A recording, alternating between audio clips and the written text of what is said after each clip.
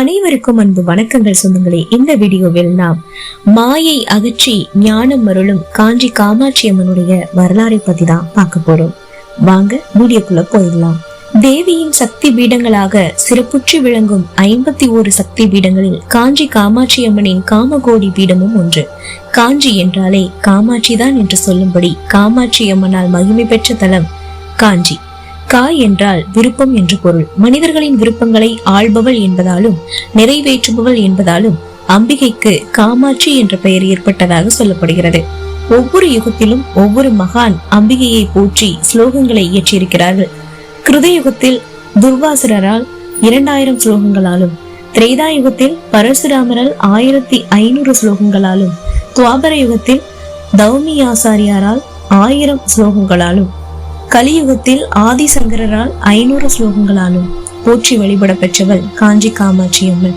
காஞ்சியில் காமாட்சி 9 வயது சிறுமியாக தோன்றி பண்டாசுரன் என்னும் அசுரனை வதம் செய்தார். பண்டாசுர வதம் முடிந்ததும் அம்பிகை ஆகாயத்தில் மறைந்திருந்தாள். பண்டாசுரனை வதம் செய்தது யார் என்று தெரியாமல் தேவர்கள் அனைவரும் திகைத்து நின்ற வேளையில் காயத்ரி மந்திரத்தின் 24 அச்சரங்களை 24 தூண்களாகவும் 4 வேதங்களை 4 சுவர்களாகவும் கொண்டு ஒரு மண்டபம் எழுப்பும்படி கூறியதுடன் அந்த இடத்தில் சுமங்கலி பெண், கன்றுடன் கூடிய பசு, கண்ணாடி தீபம் ஆகியவை இருக்கட்டும், அப்போது நான் யார் என்று காட்டுகிறேன் என்றும் அசரீரியாக தேவியின் குரல் ஒலித்தது. தேவர்களும் அப்படியே செய்ய அன்னை சிறுமியாக அவர்களுக்கு காட்சி தருகிறார்.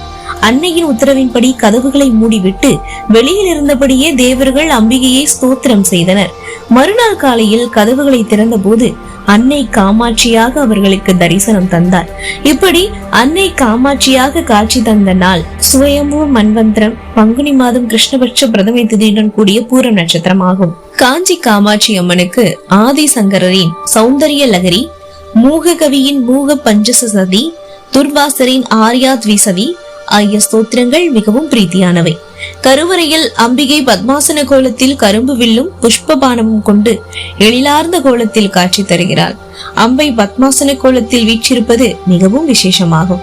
கருவறையில் அம்பிகையின் வலப்புறத்தில் ஒற்றை காலில் பஞ்சாக்னி நடுவில் நின்றபடி காட்சி தரும் அம்மனையும் நாம் தரிசிக்கலாம். பண்டாசுரன் என்ற அசுரனை அழிப்பதற்காகவே அவதரித்தவள் தான் இந்த காமாட்சி அம்மன். பண்டாசுரனை வதம் செய்த உக்கிரத்துடன் திகழ்ந்த அம்மனின் திருவுருவத்தின் முன்பாக ஆதிசங்கரர் ஸ்ரீசக்கர பிரதிஷ்டை செய்து சாந்தப்படுத்தினார். அம்பிகையின் முன்பாக பிரதிஷ்டை செய்யப்பட்டிருக்கும் ஸ்ரீ சக்கரத்தில் ஸ்ரீ என்பது லட்சுமியின் அம்சமாகும். எனவே காமாட்சி அம்மனை வழிபட்டால் அனைத்து ஐஸ்வர்யங்களும் உண்டாகும் என்பதுடன் மற்றவர்களுக்கு கொடுத்து வராமல் போன கடன்களும் வந்துவிடும் என்ற நம்பிக்கை பக்தர்களிடம் உள்ளது. அம்பிகையின் அருட்பிரசாதமாக நமக்கு வழங்கும் குங்கும பிரசாதத்தை அப்படியே நெற்றியில் அணிந்து கொள்ளாமல் கருவறைக்கு வெளியில் அம்பிகையின் இடப்புறத்தில் உள்ள மாடத்தில் காட்சி தரும் திருவடிகளில் வைத்து எடுத்த பிறகே அணிந்து கொள்ள வேண்டும். காமாட்சி அம்மன் ஆலயத்தில் அரூபமாக லட்சுமி அருள்வதுடன் அன்னபூரணியும் சரஸ்வதியும் சந்நிதி கொண்டிருக்கின்றனர். காஞ்சி காமாட்சி அம்மன் கோயிலுக்கு சென்றால் அனைத்து அம்மன் ஆலயங்களையும் தரிசித்த பலன் நமக்கு கிடைக்கும். மகா பெரியவா தம்முடைய அருளுரையில் மாயைக்கு காரணமான பிரம்மசக்தி காமாட்சி தேவி, அவளே ஞானமும் அருள்பவள், அனைத்துக்கும் அவளுடைய கருணைதான் காரணம். மாயைகள் பலவற்றை அவள் நம்முடைய வாழ்க்கையில் நிகழ்த்தினாலும் அவற்றிலிருந்து விடுவிக்கிற கருணையும் அவளிடம் பூரணமாக உள்ளது. மாயையினால் நாம் உண்டாக்கி கொள்கின்ற கஷ்டங்களுக்கும் துக்கங்களுக்கும் காரணம் நம்முடைய இந்திரியங்களும் மனசும் தான். இந்திரிய சுகங்களின் வழியில் நம்முடைய மனதை செலுத்தி நம்முடைய சுவாபமான ஆத்ம சுகத்தை மறந்து விடுகிறோம். பச்சேந்திரியங்களும் மனமும் நம்மை ஆட்டி படைக்கின்றன. இவற்றுக்கு காரணம் மாயை.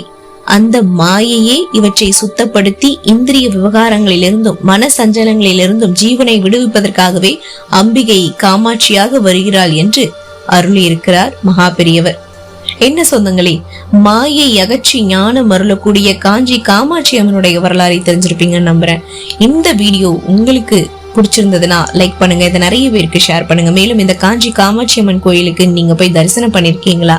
மறக்காம உங்களுடைய அனுபவங்களை கமெண்ட் பாக்ஸ்ல பதிவு பண்ணுங்க. மேலும் இந்த மாதிரியான அருமையான ஆன்மீக தகவல்களுக்கு நீங்க பண்ணுறது நம்மளுடைய சேனலை சப்ஸ்கிரைப் பண்ண மட்டும் பார்த்தாங்க. பக்கத்துல இருக்கிற பெல் ஐகானை கிளிக் பண்ணிட்டு ஆல் அப்படின்ற ஆப்ஷன் செலக்ட் பண்ணி வச்சுக்கோங்க. அப்பதான் நான் எப்பெல்லாம் வீடியோ அப்லோட் பண்ணணும் உங்களுக்கு அது நோட்டிபிகேஷன்ல உடனுக்குடனே வந்துருக்கும். நீங்க உடனே ஓபன் பண்ணி பார்க்கலாம்.